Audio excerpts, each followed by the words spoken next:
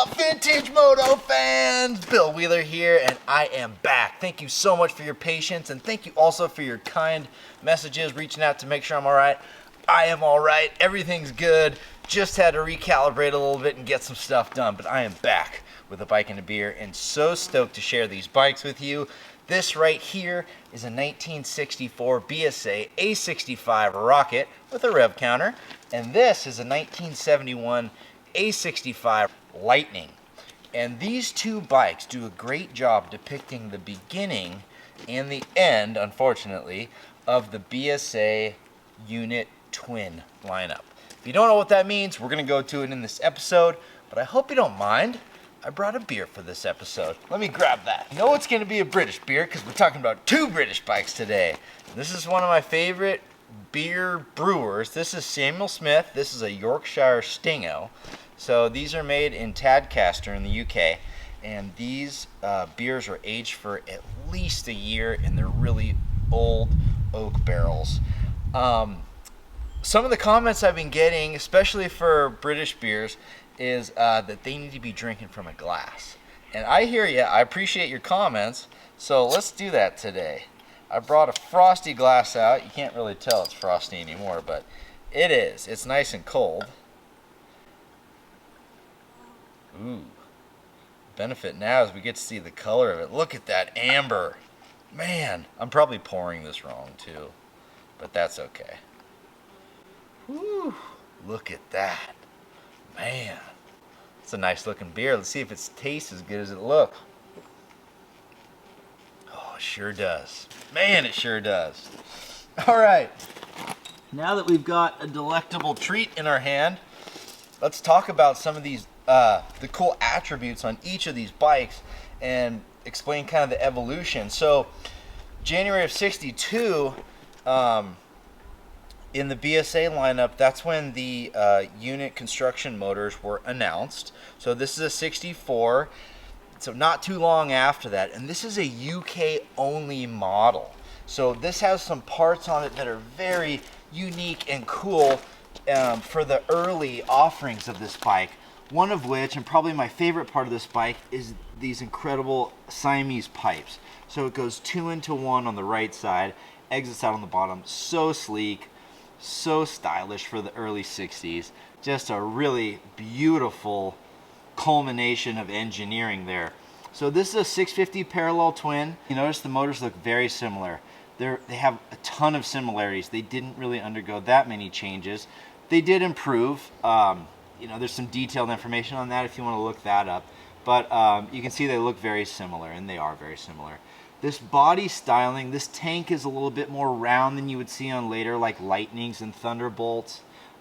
Similar logo though for the first half of the 60s up to I think 68 is when they switched from this kind of acrylic to a metal BSA logo there. But pretty bubbly side covers here. I think these are really beautiful. I actually like this one better than the ones on the like 66 Lightning. But you can it just feels early 60s. If you know what I mean. And then of course this is a UK model, so it's got the license plate up on the fender, which we love to call pedestrian slicers because, well, you can figure that out. Seat with this ribbing and this headlight with the ammeter in it, just a little different size and shape than the later ones. So this one had a rev counter on it, which was actually a designation from the factory. Blade style levers on this, early grips. This came out of the Swain collection, and I worked on 8 bikes from that collection. This one started first kick. I mean, I don't know when it was started last, but it just fired right up. Ooh, so I almost forgot to mention, if you're wondering what the unit term means, that's the construction of the motor. So before '62, your only option from BSA was a pre-unit motor, which means the motor and the gearbox were two separate entities. They weren't combined in one housing like the unit motors. So that's what that means, and this is when that came about, right at this time. So fast forward through the 60s, where BSA is still doing well, but then we're getting to the late 60s and the early 70s, and the company is showing some real signs of decline. And of course in '73, they go bankrupt. and we lose our BSAs, unfortunately. But at this time, they developed the oil in frame construction, which means that whereas the oil was previously carried in an oil bag or an oil tank, they put it in the backbone of this frame. And that was not popular with almost anybody, unfortunately, and it contributed to the decline of the company. They were just trying to revolutionize their product, and they were trying to hang on, and it just, unfortunately, just did not work. But these bikes have a bad rap, and they probably don't deserve it that much. Yeah, maybe it's not the best application if you're gonna build some awesome desert sled off-road machine. The frame's probably a little too weak for that. But for road going stuff, I've ridden these, they're fine. You still get the total British bike experience, especially with the motor, which is very similar to that. And they're suffering from this stigma, and it's probably time we move on from that, if we're honest. I mean, these bikes at this point are 50 years old. They're amazing, and I feel like not enough of these get restored. So I don't know, let's change that. Let's get this, let's start honoring this. If I can preach a little bit, let's start honoring these bikes. These are really good bikes. And this styling is just 70s. It's not 60s. So you can see that longer, I don't know, what you might call a kind of like a toaster style tank. It's just more angular. It's very 70s. When you look at that bike, you think 60s. When you look at this bike, you think 70s. So the forks are different. If you swing around here, they went to a dual leading shoe, front brake with that big vent there. The fender mounting is different. It's a little higher up off the wheel. The headlight mounting is different. They added a bushing system in the handlebars to try to get rid of the vibration. British bikes had a kind of another stigma of having a lot of vibration compared to the Japanese bikes. So they were working on that. But it's all pretty archaic solutions, if we're honest. These have an equalizer on the pipe there, which you can see. Dual amyl concentric carburetors by 71. And then you have this different side paneling here, which makes it really easy to spot these bikes as the oil and frame models, because they have this air filter housing here and then this little plate which covers up some unsightly items. Totally different exhaust styling as well. You've got exhaust exiting on each side down low with a different, I don't know what you'd call that. Not a trumpet style. I don't know, it's just conical from the front to the back. Again, I feel like not enough of these are restored, so I'm so happy to see this bike in such an incredible condition. It rides beautifully. I think it's time to start both these things and hear them run. Maybe we'll run them side by side and see how it is, but I better work on this beer first a little bit too. All right, now that I'm lubricated, let's lubricate these carburetors, turn on these ignitions, and see if they go. All righty, let's see here. These are Ewert's petcock, so there's cork in there. Gone through and replaced the cork. Petcocks are on. I'm going to use the tickler here. This carb is kind of obscured, so there's a little lever arm. Key on. Key's on the headlight on this one. There we go.